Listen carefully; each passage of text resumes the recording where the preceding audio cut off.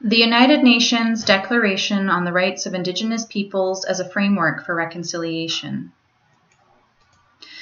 Aboriginal peoples in Canada were not alone in the world when it came to being treated harshly by colonial authorities and settler governments. Historical abuses of Aboriginal peoples and the taking of Indigenous lands and resources throughout the world have been the subject of United Nations attention for many years. On September 13, 2007, after almost 25 years of debate and study, the United Nations adopted the Declaration on the Rights of Indigenous Peoples. As a declaration, it calls upon member states to adopt and maintain its provisions as a set of, quote, minimum standards for the survival, dignity, and well-being of the Indigenous peoples of the world, end quote. The Commission concurs with the view of S. James Ania, UN Special Rapporteur on the Rights of Indigenous Peoples, who observed, quote, it is perhaps best to understand the Declaration and the right of self-determination it affirms as instruments of reconciliation. Properly understood, self-determination is an animating force for efforts toward reconciliation, or perhaps more accurately, conciliation, with peoples that have suffered oppression at the hands of others. Self-determination requires confronting and reversing the legacies of empire, discrimination, and cultural suffocation. It does not do so to condone vengefulness or spite for past evils, or to foster divisiveness, but rather to build a social and political order based on relations of mutual understanding and respect. That is what the right of self-determination of Indigenous peoples and all other peoples is about. End quote. Canada, as a member of the United Nations, initially refused to adopt the Declaration. It joined the United States, Australia, and New Zealand in doing so. It is not coincidence that all these nations have a common history as part of the British Empire. The historical treatment of Aboriginal peoples in these other countries has strong parallels to what happened to Aboriginal peoples in Canada. Specifically, Canada objected to the Declaration's, quote, provisions dealing with lands, territories, and resources, free, prior, and informed consent when used as a veto, self-government without recognition of the importance of negotiations, intellectual property, military issues, and the need to achieve an appropriate balance between the rights and obligations of Indigenous peoples, member states, and third parties, end quote. Although these 4 countries eventually endorsed the Declaration, they have all done so conditionally. In 2010, Canada endorsed the Declaration as a, quote, non-legally binding aspirational document, end quote. Despite this endorsement, we believe that the provisions and the vision of the Declaration do not currently enjoy government acceptance.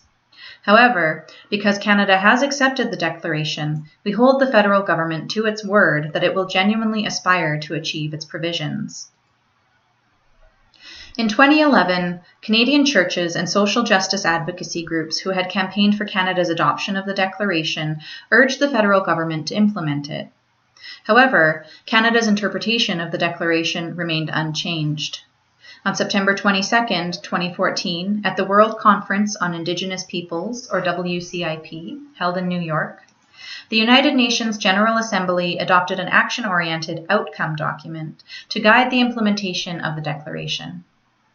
Member states from around the world committed, among other things, to the following, quote, taking, in consultation and cooperation with Indigenous peoples, appropriate measures at the national level, including legislative, policy, and administrative measures, to achieve the ends of the Declaration, and to promote awareness of it among all sectors of society, including members of legislatures, the judiciary, and the civil service.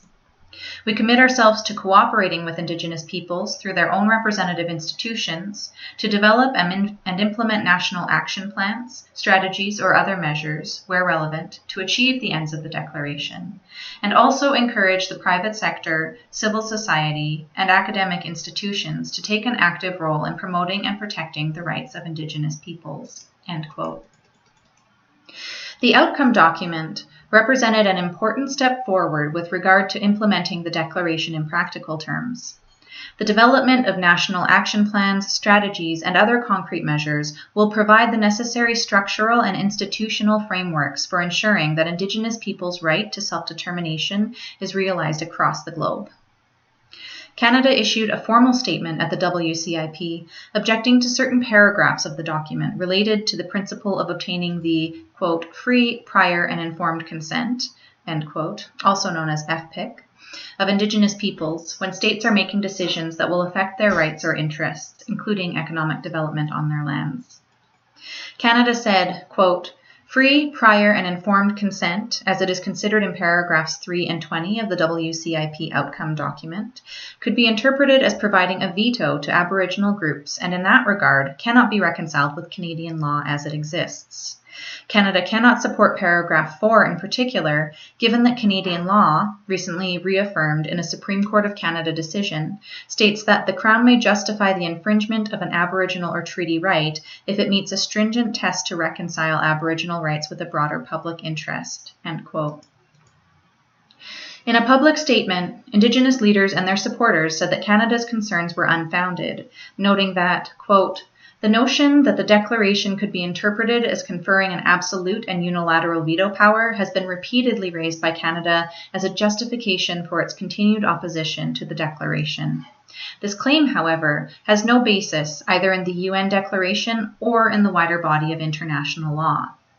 Like standards of accommodation and consent set out by the Supreme Court of Canada, FPIC in international law is applied in proportion to the potential for harm to the rights of Indigenous peoples and to the strength of these rights. The word veto does not appear in the UN declaration. Canada keeps insisting that Indigenous peoples don't have a say in development on their lands. This position is not consistent with the UN Declaration on the Rights of Indigenous Peoples, decisions by its own courts, or the goal of reconciliation, end quote.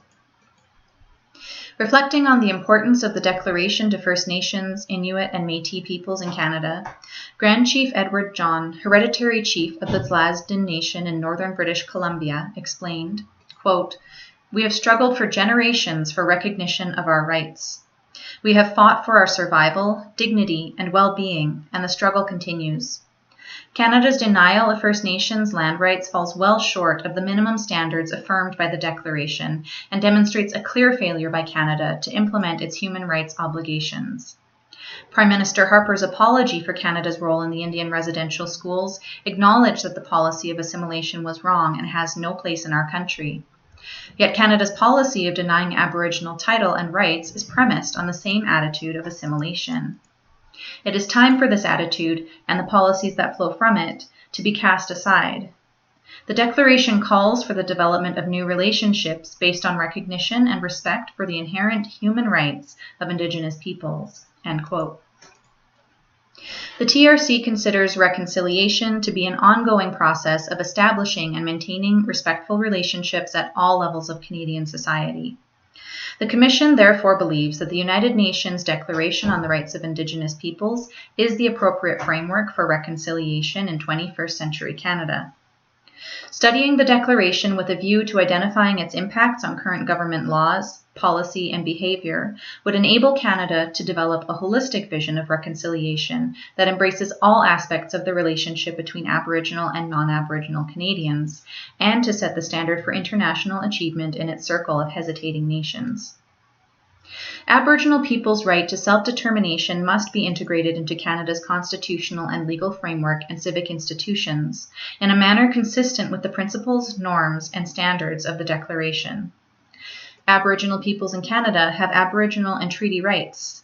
They have the right to access and revitalize their own laws and governance systems within their own communities and in their dealings with governments. They have a right to protect and revitalize their cultures, languages, and ways of life. They have the right to reparations for historical harms. In 2014, the Supreme Court of Canada ruled that the Chilcotin peoples have Aboriginal title to their lands in northern British Columbia and, quote, ownership rights similar to those associated with fee simple, including the right to decide how the land will be used, the right of enjoyment and occupancy of the land, the right to possess the land, the right to the economic benefits of the land, and the right to proactively use and manage the land, end quote. The court said, quote, governments and individuals proposing to use or exploit land, whether before or after a declaration of Aboriginal title, can avoid a charge of infringement or failure to adequately consult by obtaining the consent of the interested Aboriginal group, end quote. In the face of growing conflicts over lands, resources, and economic development, the scope of reconciliation must extend beyond residential schools to encompass all aspects of Aboriginal and non-Aboriginal relations and connections to the land. Therefore, in our view, it is essential that all levels of government endorse and implement the Declaration. The Commission urges the federal government to reverse its position and fully endorse the outcome document. We believe that the federal government must develop a national action plan to implement the Declaration. This would be consistent with the direction provided by the Supreme Court of Canada. More importantly, it would be consistent with the achievement of reconciliation. Calls to action. Number 43. We call upon federal, provincial, territorial, and municipal governments to fully adopt and implement the United Nations Declaration on the Rights of Indigenous Peoples as the framework for reconciliation. Number 44. We call upon the Government of Canada to develop a national action plan, strategies, and other concrete measures to achieve the goals of the United Nations Declaration on the Rights of Indigenous Peoples.